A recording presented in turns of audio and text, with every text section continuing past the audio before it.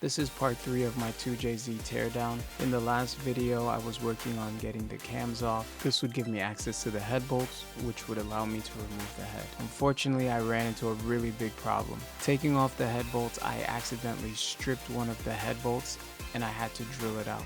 Once I drilled out the head bolt, I used a vice grip to take the bolts out. This is what the block looks like.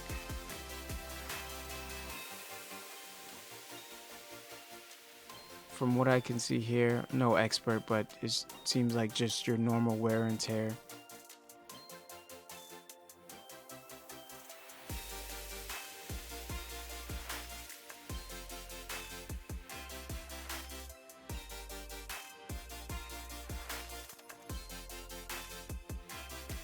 Next steps would be to take it to a machine shop to get it inspected, and then from there order some parts to get it reassembled and find a donor car to put it in.